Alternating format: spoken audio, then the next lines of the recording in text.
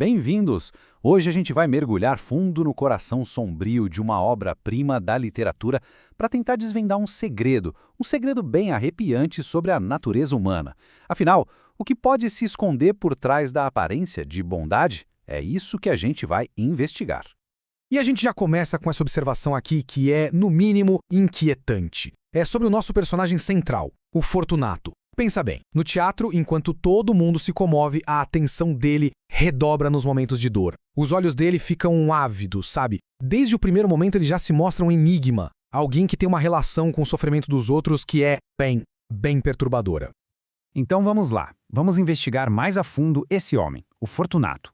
Um homem que é pura contradição. É aqui que a gente começa a ver as primeiras rachaduras, sabe? Naquela fachada de bom cidadão. E olha que coisa estranha. Logo depois do teatro, o narrador da história, o Garcia, vê uma cena, o Fortunato, com a maior naturalidade, bate com a bengala e uns cães que estão ali dormindo. Sem motivo nenhum. Não tem raiva, não tem nada. É uma crueldade casual. Esse é o primeiro grande alerta, sabe? Aquele sinal de que por trás daquela pose toda tem alguma coisa muito, mas muito errada. Mas aí a coisa fica ainda mais confusa. Porque logo depois o Garcia vê esse mesmo homem, o Fortunato, agindo de um jeito super calmo, quase heróico, salvando um desconhecido na rua. E aí fica a pergunta, né? A pergunta que vai guiar a gente por toda essa análise. Afinal, esse cara é um homem de uma dedicação rara, um herói, ou o coração humano é mesmo um poço de mistérios? Quem é esse Fortunato de verdade? Ok? Então vamos falar sobre isso, sobre essa máscara de altruísmo que ele usa, esse abismo que existe entre a imagem pública do Fortunato e o que ele faz quando ninguém, ou quase ninguém, está olhando. É que o paradoxo dele é gritante, né? De um lado a gente tem o benfeitor, o cara que salva um homem ferido, que financia um hospital, um herói. Do outro, um monstro, um homem que zomba da mesma pessoa que ele ajudou, que bate em animais e, como a gente vai ver, aterroriza a própria esposa. É como se fossem duas pessoas diferentes vivendo no mesmo corpo. E essa dualidade, ela vaza para dentro de casa. A esposa dele, a Maria Luísa, o jeito dela com ele não é de amor, de respeito. É de resignação e medo. Um terror silencioso. Parece que ela, mais do que todo mundo, sente quem ele é de verdade, o que ele esconde por trás daquela máscara. Agora a gente aprofunda ainda mais nesse mistério. Vamos falar da casa de saúde, do hospital que o Fortunato fundou. Olhando de fora, parece um ato nobre, pura caridade, certo? Só que para ele, aquilo não é bem um lugar de cura. É mais como um laboratório. Um laboratório para algo bem mais sinistro. A dedicação dele ali é obsessiva. Ele não é só administrador, ele é o chefe dos enfermeiros. Ele faz questão de estar perto das doenças mais repelentes, acompanha todas as cirurgias de perto e tem essa fé quase religiosa nos cáusticos, que era um tratamento que basicamente queimava o tecido doente. Pensa no quão doloroso isso era. Não é coincidência. Ele não foge da dor, ele é atraído por ela. E a coisa piora, escala. Os experimentos dele saem do hospital e vão para dentro da casa dele. Ele começa a dissecar, a envenenar cães, gatos. E o pior, ele força a esposa, que já era uma pessoa nervosa, a ouvir os gritos dos animais. É uma tortura psicológica. Nesse ponto, a máscara já está caindo, e o que aparece por baixo é apavorante. Tudo isso nos leva direto para o clímax da história. É o momento da virada. O momento em que o Garcia e a gente, junto com ele, finalmente vai entender a verdadeira motivação por trás de tudo. A gente vai descobrir qual é a tal causa secreta. E olha só, tudo começa com uma coisa boba, uma coisa do dia a dia. Um rato comeu um papel importante. Uma queixa simples, né? Mas a reação do Fortunato a esse pequeno problema é o que vai abrir a porta para a gente entender a mente dele de uma vez por todas.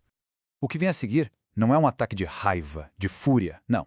É um procedimento frio, metódico, quase cirúrgico. Ele captura o rato, amarra, e aí, com uma tesoura, corta uma pata de cada vez. E depois de cada corte, ele queima a ferida na chama de uma vela. O objetivo é claro, prolongar a agonia o máximo possível. Ele não está punindo o rato, ele está apreciando. É como se ele estivesse regendo uma orquestra de dor. E é nesse momento que a ficha do Garcia cai, a epifania. O ponto-chave é esse: não existe raiva. O que existe é prazer. Um prazer calmo, profundo, quase artístico. O sofrimento do outro é o que alimenta ele. Esse é o segredo. Essa é a tal da causa secreta. Então, para a gente botar em pratos limpos, a causa secreta é isso. É uma forma de sadismo, uma condição patológica, onde o prazer não vem de dominar ou de ter poder, mas de observar o sofrimento. É uma apreciação estética, sabe? Para o Fortunato, ver a dor do outro é como ouvir uma bela sonata. É arte. E se isso tudo já não fosse horrível o suficiente, a gente chega na conclusão da história, onde essa causa secreta do Fortunato vai se manifestar da forma mais final, mais monstruosa possível. A própria esposa dele, Maria Luísa, fica doente, e enquanto ela definha, ele observa. Ele assiste à lenta e dolorosa decomposição dela. A tragédia pessoal dela vira o espetáculo particular dele. Ele não está ali para confortar, ele está ali para estudar, para beber, como diz o texto, uma a uma as aflições dela. A morte dela não é uma perda para ele, é a performance final. No velório, o Garcia, o narrador, tem um momento de dor real, genuinamente humana. Ele beija a testa dela e desaba em choro. É um choro de amor, de desespero, uma dor de verdade. E é essa expressão autêntica de sofrimento que vai servir de palco para o ato final do Fortunato. E aí vem o golpe final. O Fortunato, de pé na porta, observando tudo, ele saboreou tranquilo a dor do Garcia. Não a dor física, mas a dor moral, a dor da alma. E o texto diz que essa dor foi longa, muito longa, deliciosamente longa.